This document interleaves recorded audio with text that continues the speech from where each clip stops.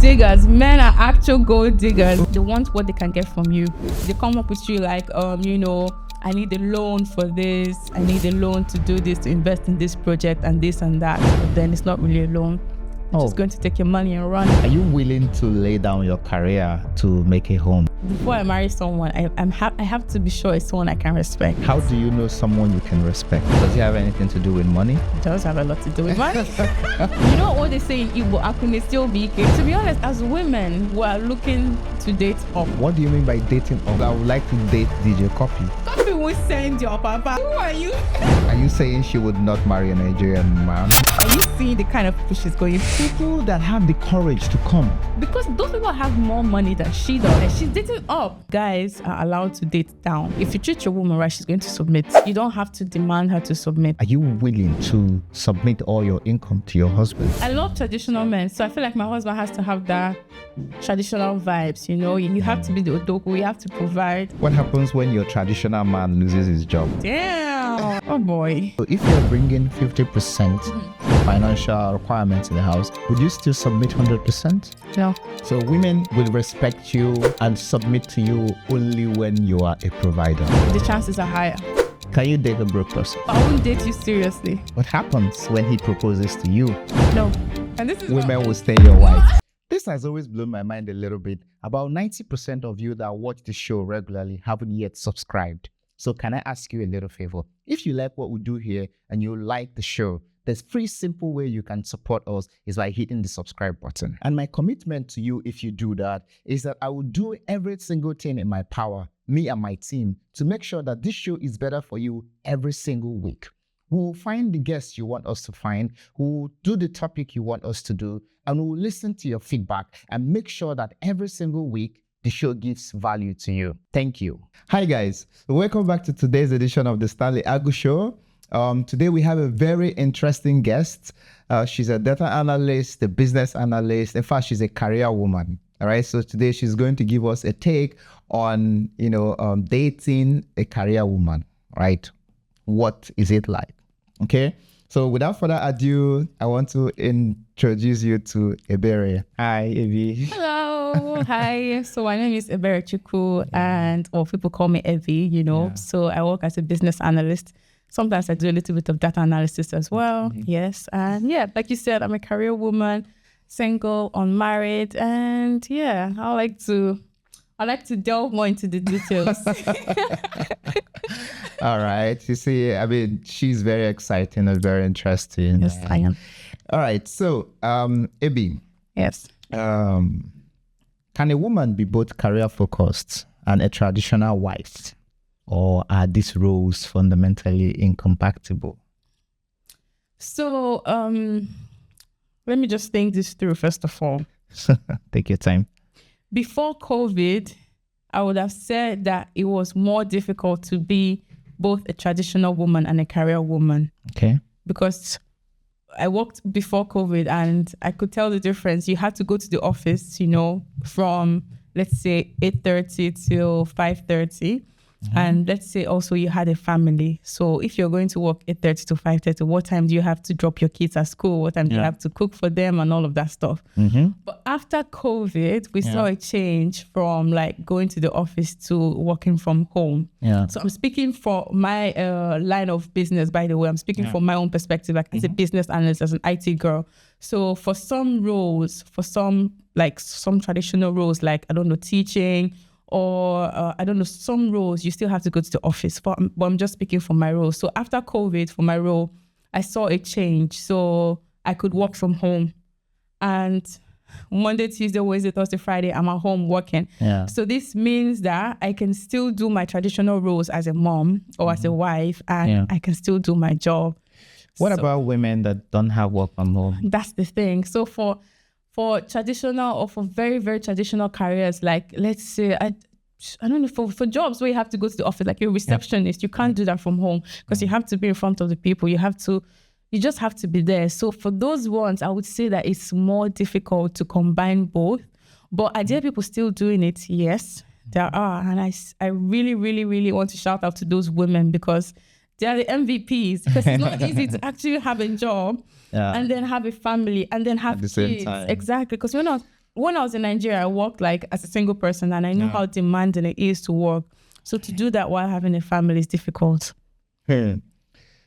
So what will this woman do in this case? Okay, I have no idea. I can give you an insight from my friend. So I was speaking to my friend the other day. She's a doctor. Yeah. And she has a child. Okay. And it was her birthday, so I reached out to her. I was like, hey, happy birthday, girl. You know, how you doing and all that. She showed me a picture of her in the theater operating. So I'm like, what, girl? Oh, she's a doctor. She's a doctor, yeah. She's an actual doctor. I'm like, girl, it's your birthday. She said, yeah, but she's also working. I told her, but you have a son. So how are you combining the two? She just told me, yeah, she has to. She loves her job, right? It's her passion. She loves the job, so she has to do it. And yeah, I was amazed, you know, I was amazed. But I do respect those kind of women a lot. And I also have my sister who is also a lawyer. Yeah. She has a kid, she has a husband. And combining both of them. So what I've noticed in most cases is that women tend to choose family, of course, most times. So in my sister's case, maybe she had to reduce her work hours. You know, she had to work less so that she's there to take care of her children. But for different women, it's different. How they want to manage that is different. So there's no like one size fits all. Yeah. So yeah, but it's hard. It's really hard for sure. And I respect those women doing that. Yeah. Okay, so how do men react, you know, when they meet, when maybe you speak to them and you tell them you are a career woman, how do they react? Are they intimidated or? So I think there are different kinds of men, right? Yeah. So there are some that say they want a career woman. So when you tell them, you know, you're a career woman, this and that, they're all over you and they're like, oh, wow, she's this and that. But I'm usually scared of those type. Why? Excuse me. So one, because they're usually the gold diggers. They're the ones that, of course. Gold diggers, men. Gold diggers. Men are actual gold diggers. Oh, you know? Really? Absolutely. So they are the ones that I'm usually careful about because those ones, they want what they can get from you. The ones maybe they do ask for money, yes. They do. Oh. They do ask for money, yes. I said it. They do ask for money. Have you actually been with someone that was asking you for money? Yes. Oh. Yes. And they come up with like flimsy excuses. You know how girls always be like, you know, you have to give me tea fare, or when you just meet a guy and they're like, oh, my phone just broke, or my family member. So guys do that as well. Guys do that as well. Although they don't use like the flimsy excuse, they come up with you like, you know, I need a loan for this. I need a loan to do this, to invest in this project and this and that. But then it's not really a loan. They're just going to take your money and run. Shit. Yeah. I do know. I've never heard gold diggers being attached to men. Well, it's rare, but it happens. It happens for sure. It happens. Yeah. So that's why you're afraid of men that love career women. Yes, that's the one kind of men that I usually look out for. Like to me, they're like red flags. I'm like, these ones are red flags.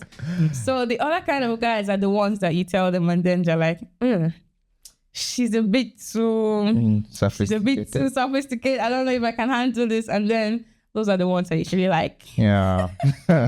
Sadly, those ones, they say that they are not intimidated, but then I still feel like, okay, if you're not intimidated, what's stopping us from moving forward? Like, why don't we go ahead?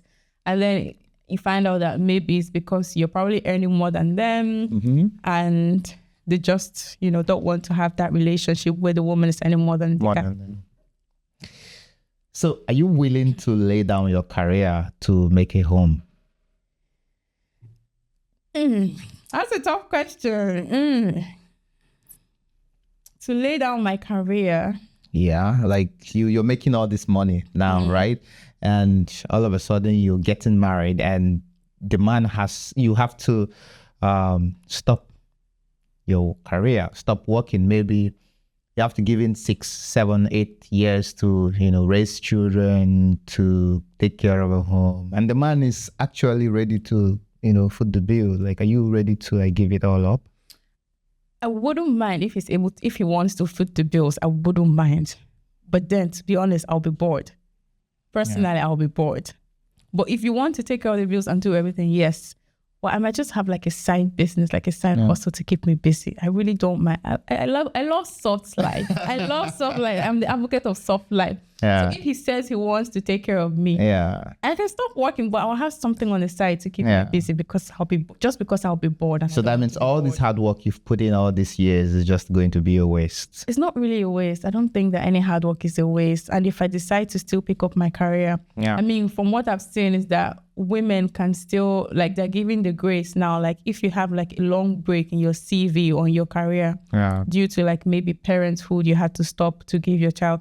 Most employers these days do consider that, and then they take you back. So it's not like a waste. So yeah. So it's, I think, if you're a guy watching out there, pay attention. Yeah. and I think, and I must say that society is actually changing for the better. Like for women, like we're getting there, you know. I'm speaking for Germany, by the way. I don't know how it works in Nigeria. I'm speaking for Germany. So do you think Nigerian men are ready to marry ambitious women? Nope. Why do you think so? Because the experiences where I've had, where the men were like, they didn't want to be in a relationship with someone who is doing very well. They are Nigerians. Oh my God. Unfortunately. But what is the reason? They won't tell you, but I feel like they just don't believe that their wife should be doing or earning better than them. That's just the reason I found out. Yeah. I mean, this is my assumption, but they don't outrightly tell you that, but this is my assumption. Because if everything is right, why don't you just go ahead? Like, everything is good, the vibes are there, you like each other, and then they suddenly find out, oh, this girl is balling, and then they're like, I'm like, you know what, But I mean, I've seen circumstances out there where these men, you see women that are earning much more than their men. And because of it, they don't respect the men, right? And these guys also see this, right? In most cases, I mean, you know how women rub things all over your face, you know? I do get what you're talking about. It could also be... it is a valid reason. So do you think if you have more money than your man, you're not going to respect the man? I am naturally a respectful person, okay? I hate disrespect, so I don't like to dish out disrespect. Okay. And before I marry someone, I have to be sure it's someone I can respect in good or in bad times. But then this is me just saying it, you know, it's different when you're actually living it. How do you know someone you can respect? Oh, I would know, like the dating phase, you know, getting to know each other phase. If you're someone that you carry yourself well, you respect yourself, you know, you do your duties as a husband or as a partner, you know, you provide, you do all that. Oh my God, my respect is going to be here. But if you don't really carry yourself that way, you don't do all the things you're supposed to do, and you are, I just know that I'm not going to respect you that much. And it doesn't really have much to do with age, though. Does it have anything to do with money? It does have a lot to do with money. It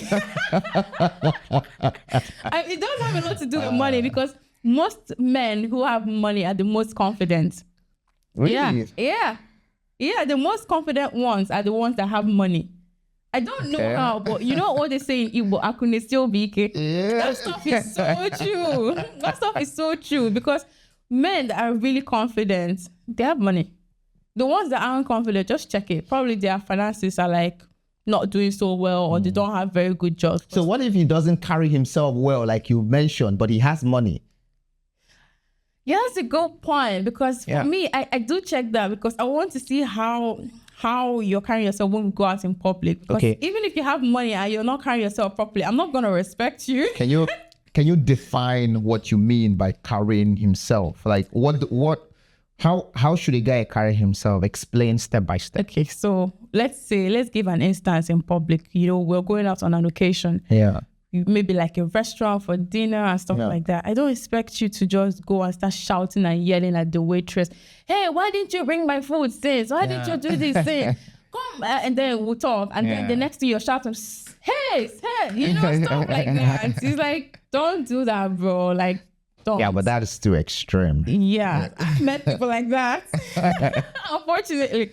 So it's like, most of them is like, they don't see it as anything, or they don't know that that's how they are. So stuff like that. Even if he has money and he does all that stuff, for me, it's a no. Okay, so what if you meet a man that just wants you to be a trophy wife. Like, you like to, you just say you are a baller, right? You would like to, you want to enjoy yourself. But then you meet a wife that just don't want you to even have a side business. Doesn't want, so he wants to be totally in charge, right? He wants you to ask him for every single thing. Like, if you want to buy a pin, you just have to ask. It's a no. For me, that's a no. Yeah, but how would you know this? Like, actually, my sister and I talked about this, and she met some guy that was telling her, that if we're going to work, if we're going to do anything, you're not going to work. I want to be the one to provide like 100%. I do respect men like that, to be honest. You guys are odogu. Like, I call them odogu. Okay. But the thing is, I feel like you still need to give women that space. Even if it's 100%, you still need to give her that small, even if it's 5%, to do or have something that she wants to do. That's if she wants to. But if she doesn't want to, then why not just do 100%? Like, go all out. Because some women actually want the men to do 100%. So, but for me personally, I feel like I need that 5% to do something because I get bored easily. I need to do something. I can't just be at home the whole day. Even if I'm not making money out of it, let me just do something. And then you want me to always come to you for money. That's fine. That's fine. You could do 100%. I'll always come to you for money, but I have to do something to keep me busy. I just have to do something. Okay. So I don't mind. Yeah. So do you think Nigerian men can handle relationships where their wives are more successful? Or even when, say, for instance, you are really up there and either they have nothing or they are not even successful at all? No. Unfortunately, no. Because I'm not speaking for myself in this one. Yeah.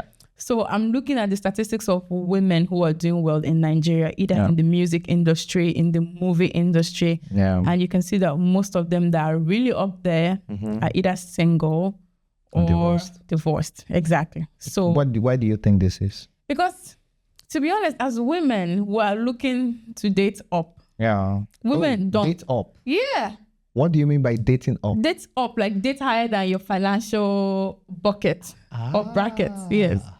Okay. So women look to date up. So if you're already like really, really, really, really up there in the music or movie industry or whatever field you are, the chances of you finding a man who is higher than you is very slim. So wait, relationships are not being... Wait, women don't choose men these days out because of their personality and who they are. They do, but come on, we know that first thing they look at is the financial bracket. Oh. Yes. Is this... For women, yes, I can tell you that for free. Women? I can't speak for all, but this is like for the majority of women, for the majority of Nigerian women. Yeah. Yes. Oh, shit. It's weird. Yeah, I mean, the thing is, it's different for guys. Guys look at maybe personality, they look at booty, they look at breasts and all that stuff. But for women, the first thing they have to know is he earning more than me? Like, where is he at up there? Yeah. That can determine if they can either go with the guy or not. Yeah. It's sad, but it's the fact.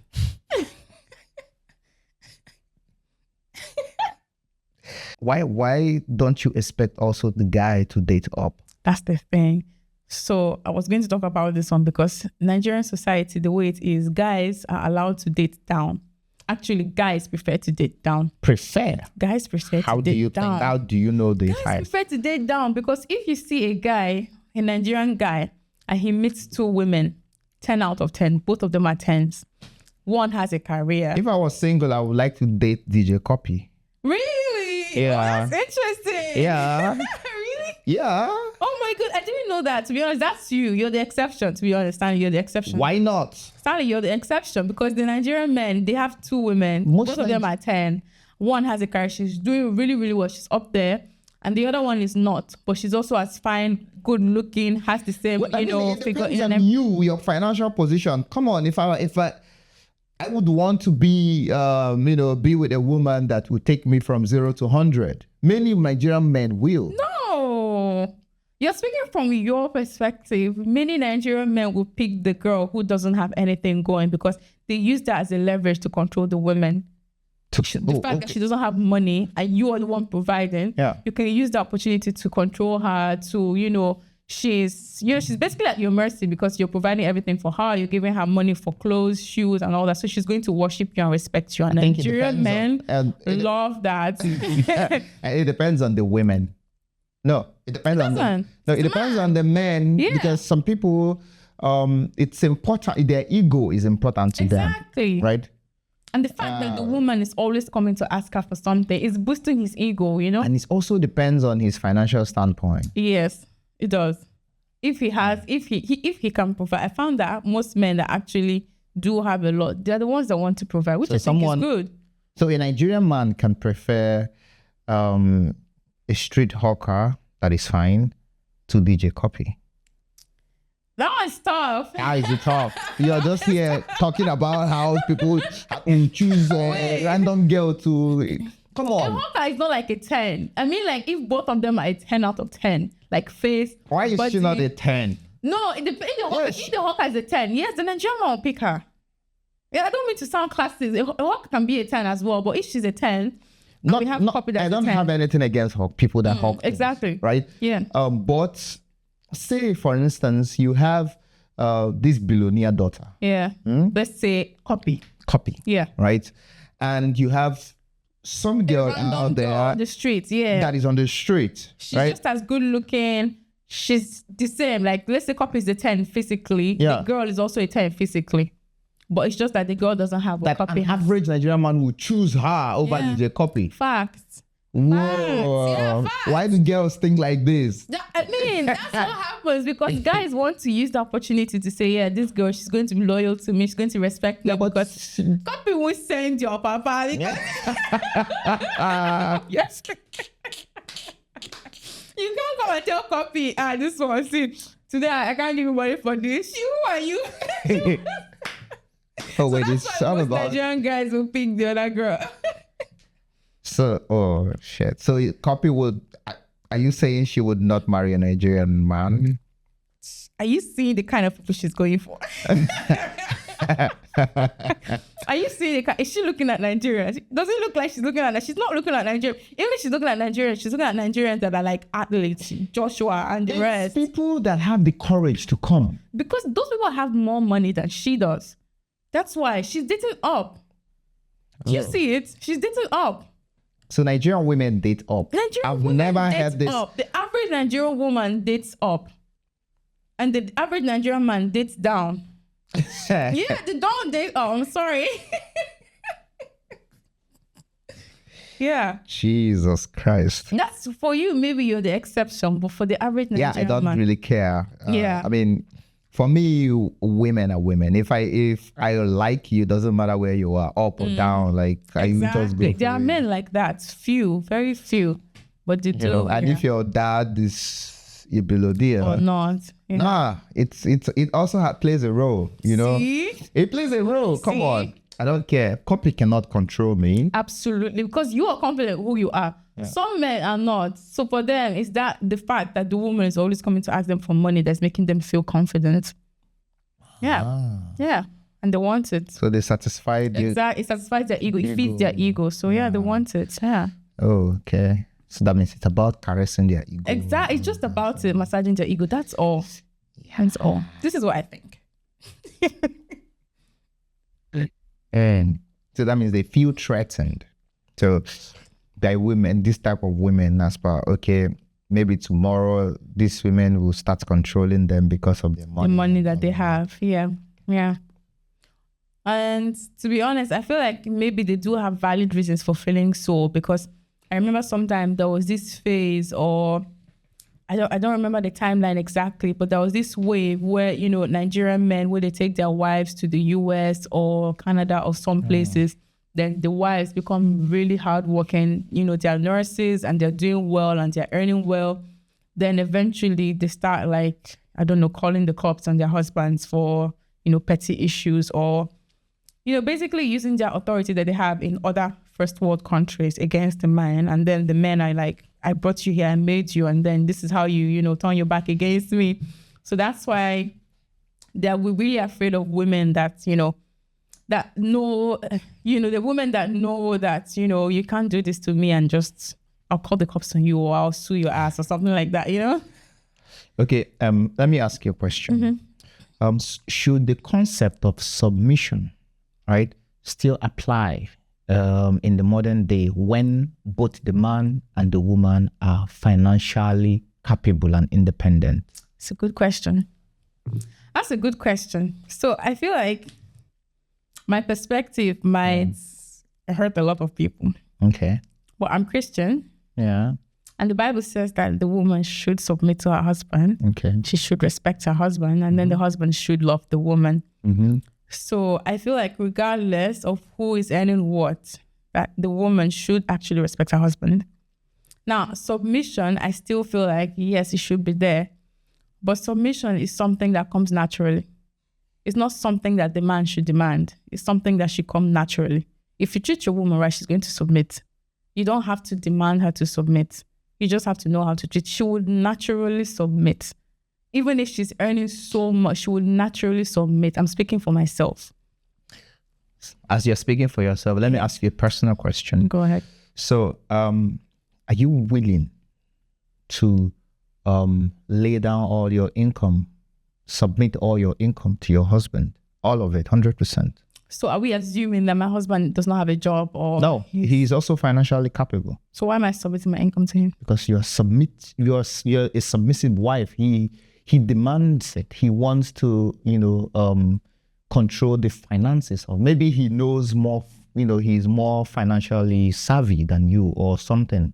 And he wants to be in control of all the spending of money, everything money in the house. Okay, so are we, when I'm submitting these finances to him, am I like putting it in like a joint account, or am I just giving it to him? What's he doing with it?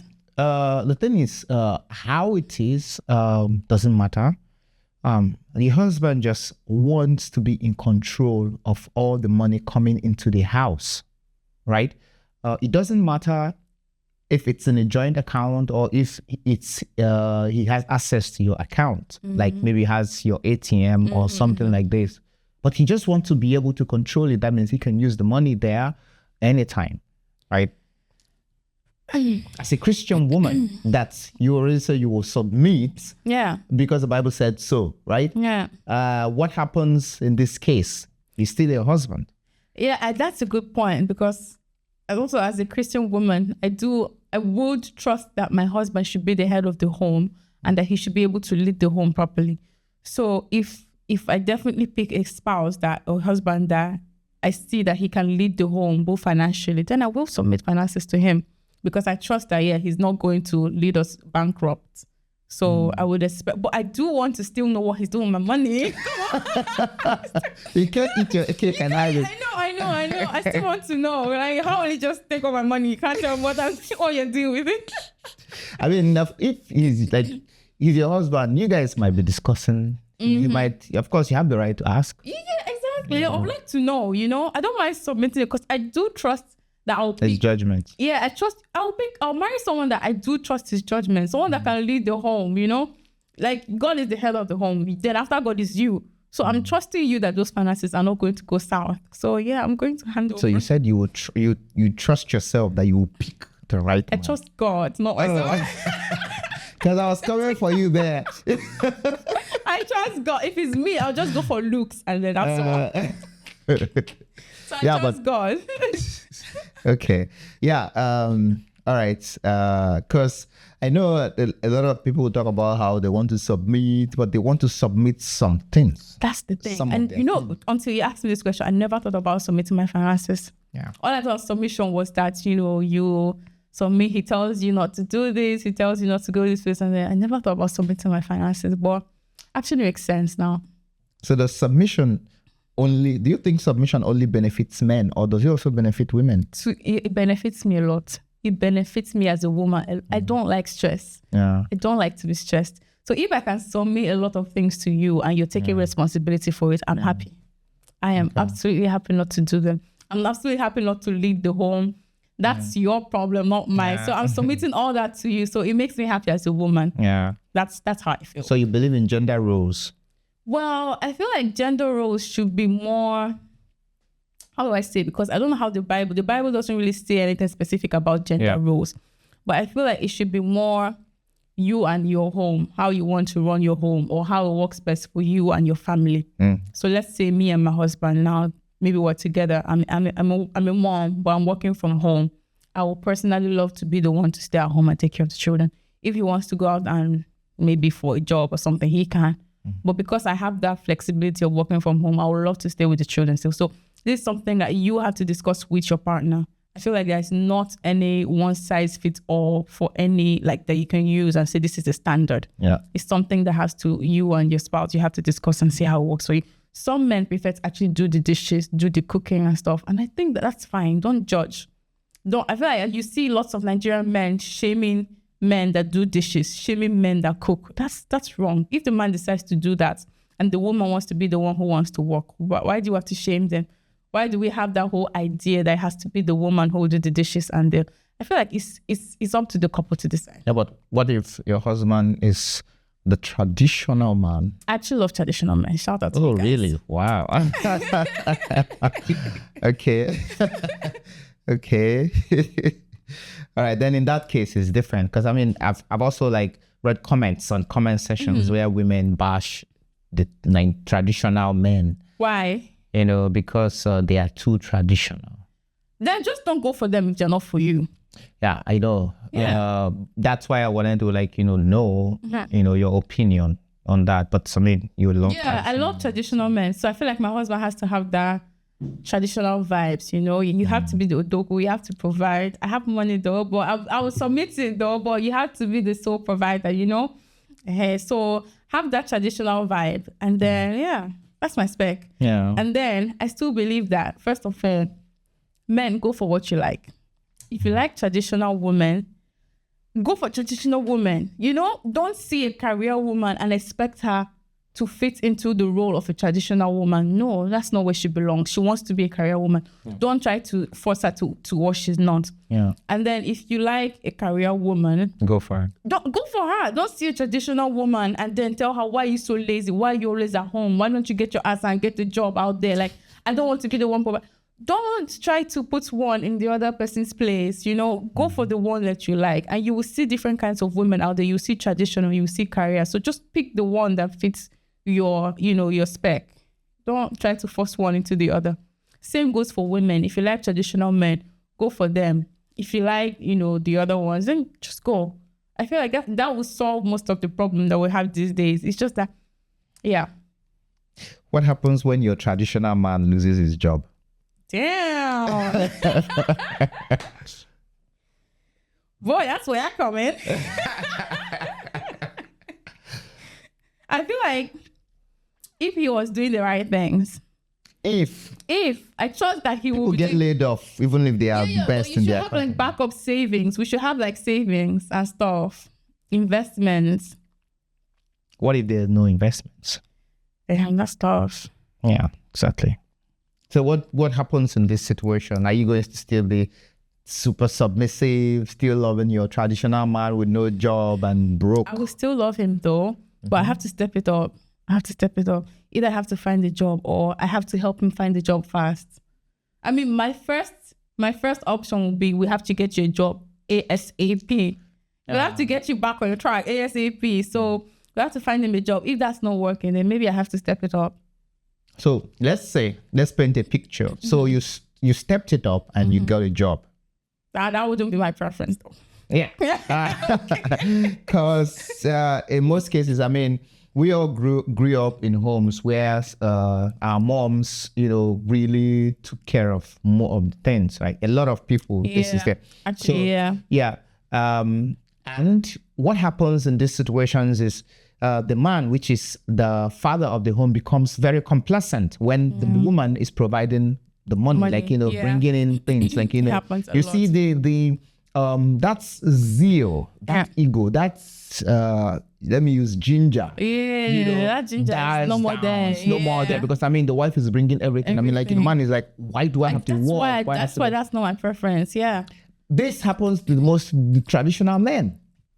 That's why the 90s children experience it from their fathers, because when the woman steps up, becomes the breadwinner of the house. Yeah, the man becomes complacent. Exactly. Yeah. So the man just says, so what happens in this situation? So you step it up, and your traditional man becomes, well, I've been doing it for several years. Now, why are you complaining? Just 1 year. So what happens? Oh boy, this one is tough. This one is tough, because I knew my preference would be to get him back on his feet, you know. But if it happens to be the case that I am the one who now, you know, I've gotten back on my feet, I don't know. To be honest, I don't know. Because I do not want to be in that situation where I'm now the one who is the sole provider and the man is just complacent. I don't want to be in that situation, because I feel like I'm now doing the masculine stuff. Yeah. You know, I'm now doing all the providing. I have to do all the calculation. So when that happens, are you still going to be submissive? Are you still going to be respectful? It's hard. It's hard to be in that situation. It's hard to be submissive in that situation, because you put me in that position of authority where I should be the one in charge of providing. He lost his job. It's not his fault. Being complacent, you did. Because if I said, okay, I don't want to be the one to provide, you get up and go and look for a job, but you're just relaxed. You're just sitting about doing nothing, not trying hard to look for a job. You've automatically put me in that position where I have to step it up for the family. If we have kids, we can't just sit down and let the kids suffer. Yeah. Someone has to provide for them. So you've put me in that position where I have to do it. And you have put yourself in the other position of, you know, you don't want to be the one to provide. So you have to now be the one who is submissive. So it's kind of like a power relationship relationships are actually power relationships. Yeah, they're like part or so. Yeah. So let's say he's been hustling, trying to get a job, but the job is not forthcoming. Yeah. It's hard to get a job. It's hard. Yeah, it's hard. Yeah. It's hard. So you're willing to, like, I mean, as long as it goes, you know, still submit, still be the head. I mean, not literally, but still like be the sole provider, the breadwinner, and also still take the traditional woman role, like help your kids. That's hard. You know, that's hard. Because if you're the one now staying at home, you're not doing anything, why won't you take care of the kids? Why should I still go and provide and you will take care of the kids? And then I'll still take care of the kids. I come back home from work and I still take care of the kids. That's unfair.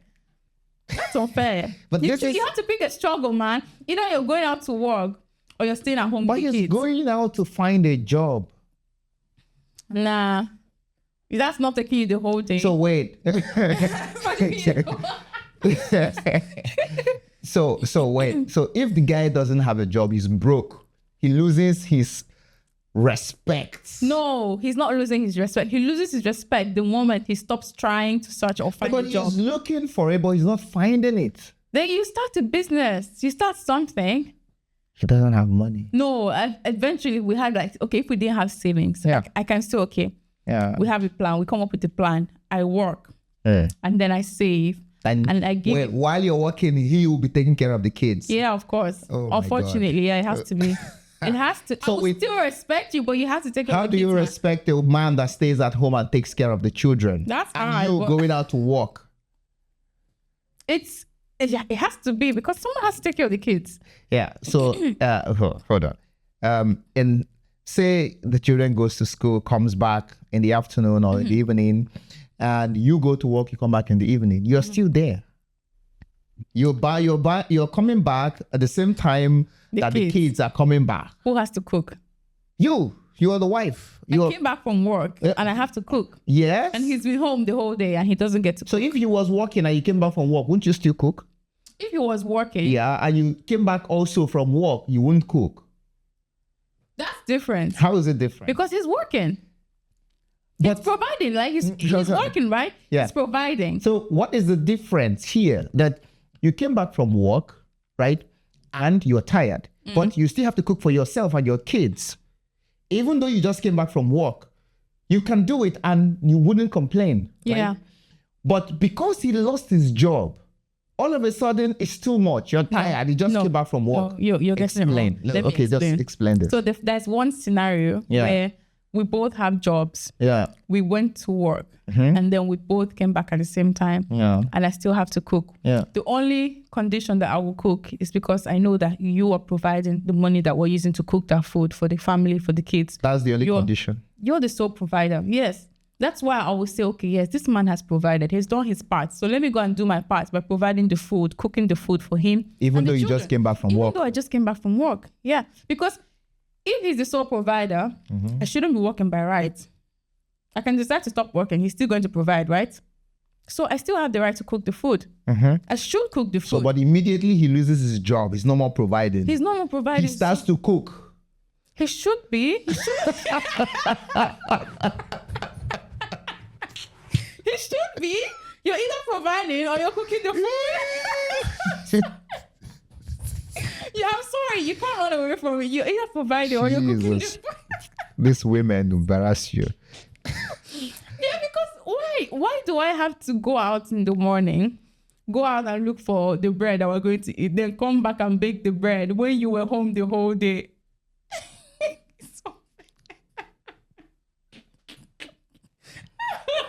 This is my opinion. This is women will stay your white. Men, we will stay your black. This is my opinion, though. This is my opinion. It's only fair. It's only fair. So women will respect you and submit to you only when you are a provider, when you have money. The chances are higher. Yeah. Just say yes. I wouldn't say yes. No, some people are exceptions, but the chances are higher. So can you mention an exception? Well, I have actually respected people that, I was earning more than... Like you're earning more than people that are broke. How? How do you mean? Broke. Doesn't have money, is broke. Not earning more than. But how will I know if he's broke? So you cannot date a broke person? I can. I mean, it has to be worth it. Okay, it has to be worth it. Can you explain, please? What do you mean worth it? It has to be fine. Explain. Please, what's fine? Please, you have to. Well, not broke. Oh, hold on, I take that back. You have to be able to provide the basics, at least. What is the basics? Pay the rent, pay the bills. For himself? For us, the whole family. What are you paying for yourself? Let's say we get married. Let's talk about dating. Let's leave marriage. Okay, what dating? Yeah. Okay. Can you date a broke person? You have money. You are working. You are making money. He doesn't. Why are you thinking about it? I would date you, but I wouldn't date you seriously. I won't date you to marry you. Wait, you won't date him to marry him because he doesn't have money? But I could date you and still see if maybe there are prospects or there are chances that in the future maybe you eventually have money. How do you see that? You're not God. You would know if you're with the person. Yeah, if he's working hard or if he's lucky or something clicks, So I feel like you shouldn't write him off completely. So I would still date you and see what prospects you have. So you're dating him with prospect that he makes money. Of course. And if he is a really good person and kind, but then the money doesn't come. That's the thing. You have to have it personality wise if you don't have it money wise. That's the only reason that will make me actually want to. All the men, everyone is not going to be rich. Everyone is not going to make money. So what if that guy is part of the people that will never make money? And your personality is good. Yes. Can you afford the basics? We're dating, right? We're talking about dating. Yes. Yeah, but because he likes you, maybe he wants to take it further, but he doesn't have money, he's broke. And he's also hoping, because of course you have money, right? That maybe when you guys get married, things will be better. Because of course the wife is the girlfriend or the wife to be is earning well. Is he expecting me to take care of the bills? I wouldn't know his expectation, but from you, I would know your expectation because you're sitting right here, right? You are the person that you have a good job, you're a career woman, you're making money, you're earning, you could take care of yourself, you could even take care of your potential family, right? But then here is this guy that you love or claim you love, but he doesn't have money, he's broke. right? At this point, probably trying to figure his shit out, but loves you and is of marriageable age and you're of marriageable age as well. Yeah. Right? In this case, he's kind, he's everything, but he's broke and he will never make money, at least not early. What happens when he proposes to you? I would say yes. If I like his personality, if he treats me well, I'll say yes. But then we have to talk about the finances. Who is providing? I have to know. It's obvious. It's not me. It's not me. So what is going to happen in your family? I don't know. We have to work hard. I feel like it's not going to be okay. To make it easier, to be honest, I feel like we have to talk about the percentage. Who is providing what percentage? Percentage. This guy is broke. So you're saying I'll do 100%? I mean, until he finds his feet. You love him, he's kind. No. Sorry. No. It's hard. Even as a person, as a single person, it's hard to do 100% for You're myself. making the money. No, let's say you're making the money that can take care of you and him. Mm-hmm. You'll still say no. Yeah. I'll say no. I'll say no. Why? Poor guy. No, I'm sorry. Like, no offense to anyone, but I feel like you can't make the basics. Why? Why can you not make enough to afford our rent? Rent is the basics. Come on, if you can't provide the basics. okay. Let's say he can afford rent, but not the kind of rent that you expect. Maybe, of course, the rent is rent. Yeah, Right? if you can afford something like a one room, I can support, Yeah, I can support, of course. But if you cannot afford the basics, where am I going to start from?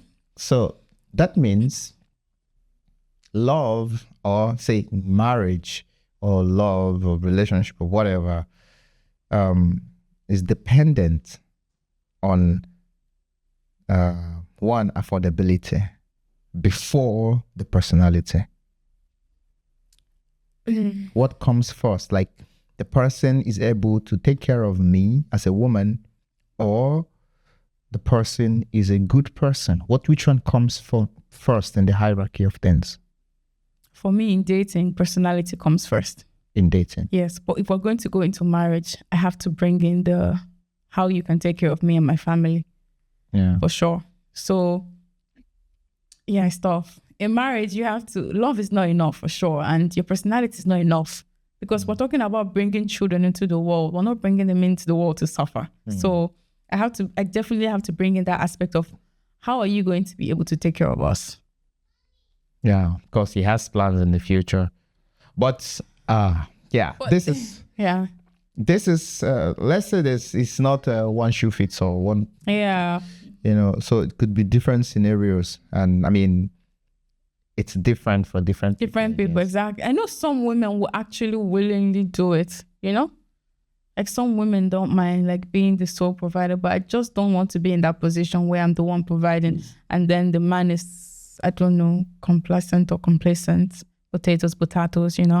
I just don't want to be in that position. I don't.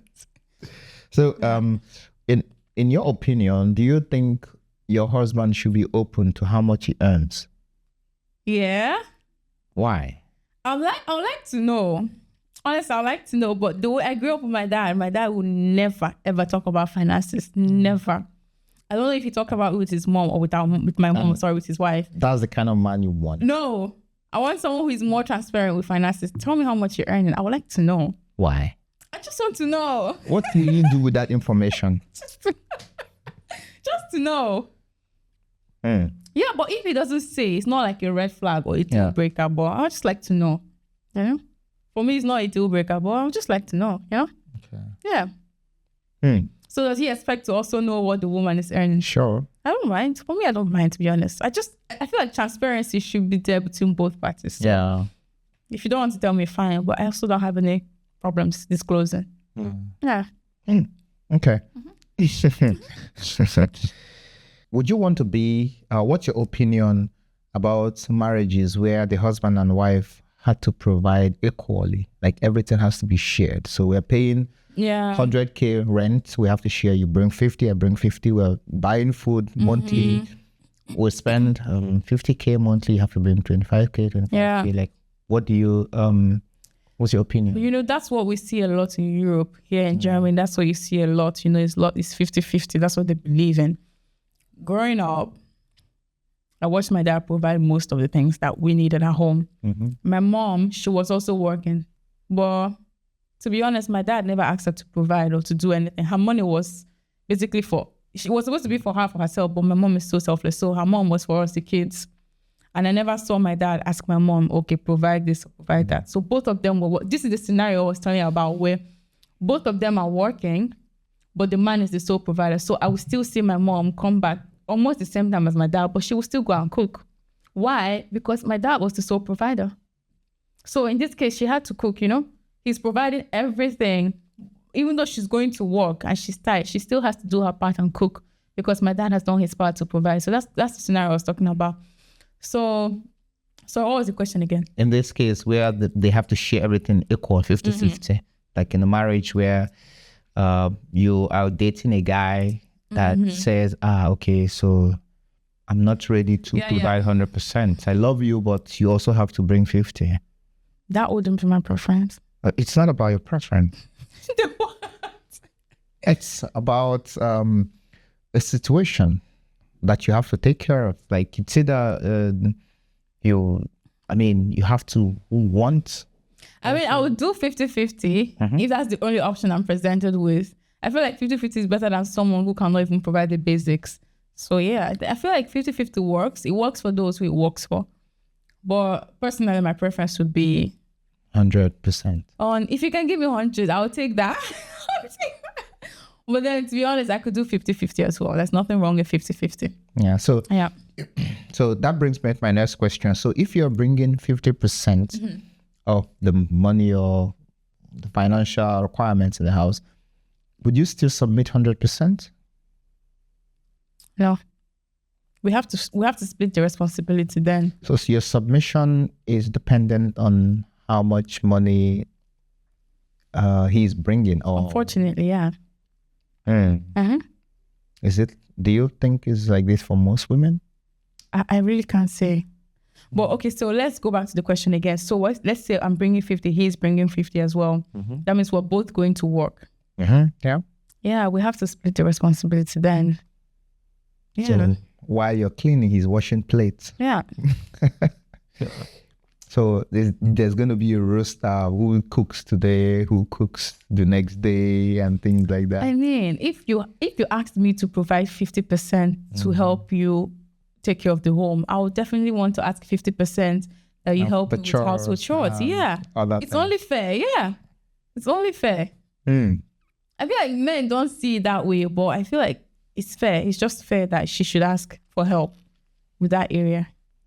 So that means in this case, gender role doesn't play.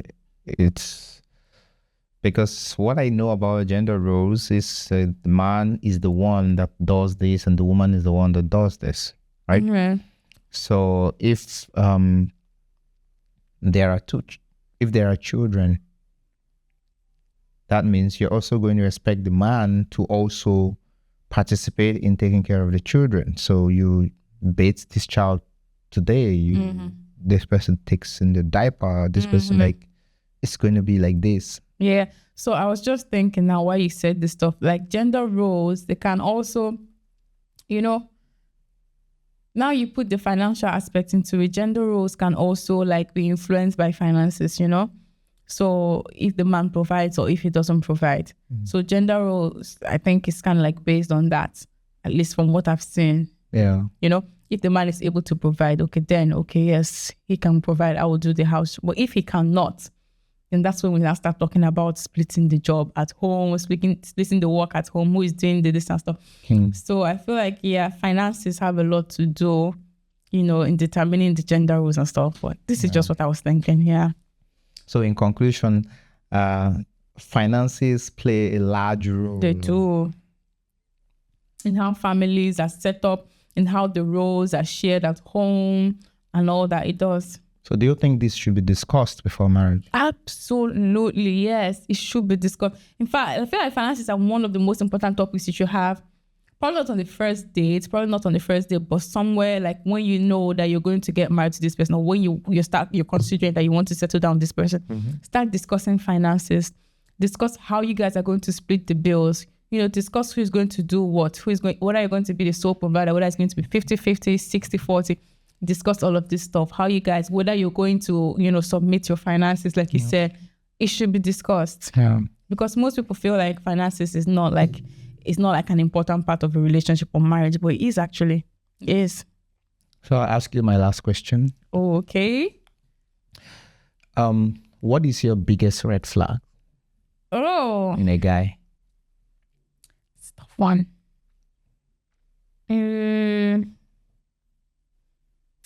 So just like general, like there's no specific category or anything. Yeah, I mean, you can mention category if you want.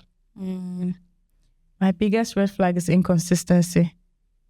If you're not consistent, I just can't. It puts me off.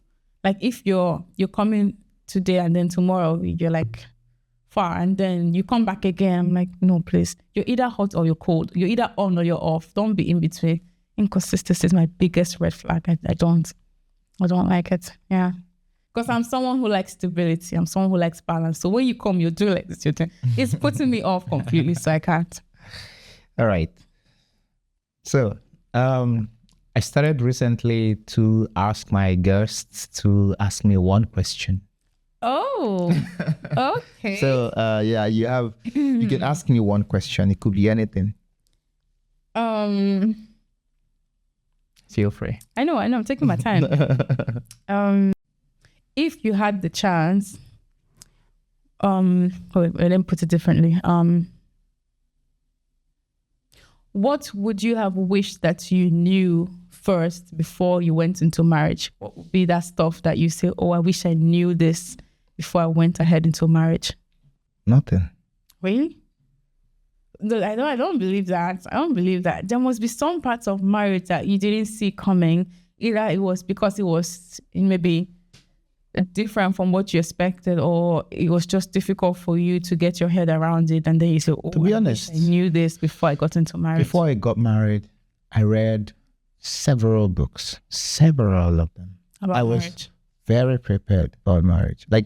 I started preparing for marriage 2 years before I got married. Oh, okay. Yes. So,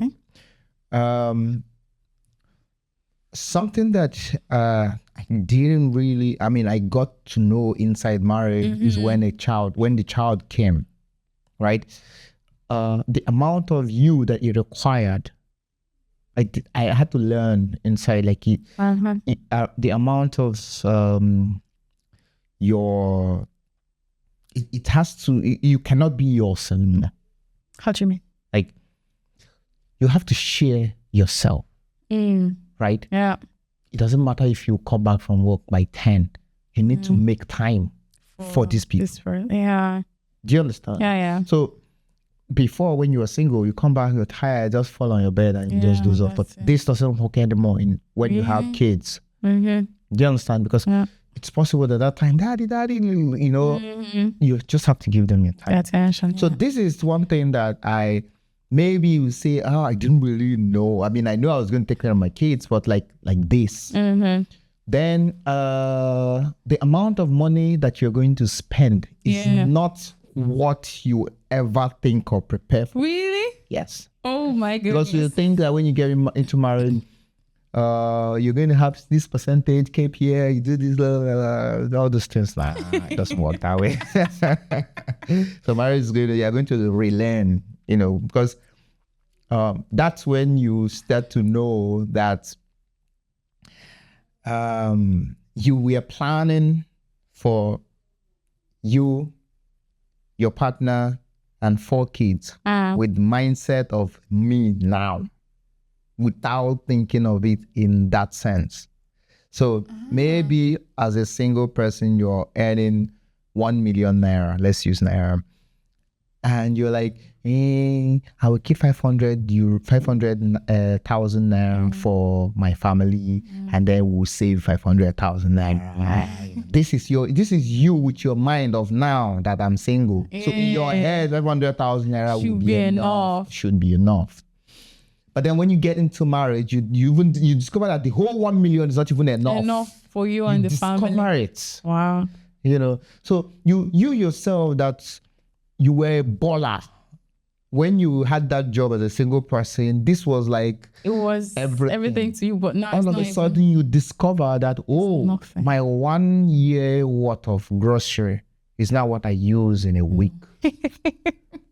All of a sudden it's an eye opener. Wow. So these are things that you wouldn't really see coming. But apart from every other thing, like, you know, your partner, all these other ones, like I actually like prepared for them, right? I actually like even exactly how I'm going to treat my wife, exactly how we're going to communicate, all those things was planned and you know, discussed, you know, also with my partner and all of that. Yeah. Okay. I think that's impressive. That's good to hear. Yeah. That's good to hear. Nice. So thank you so much for coming to today's show. Welcome. We've spent quite some time. Thank you for your insights. Thank you for having me as well. To anyone who my insights may have offended, I'm sorry. It was completely my own opinion. It's not valid to you if it's not your opinion. So no hard feelings, like they say. No hard feelings. Okay. All right. So if you've not subscribed to our channel, please do. All right. And we're going to also have next week another interesting guest, you know, on the show. Until then, bye for now.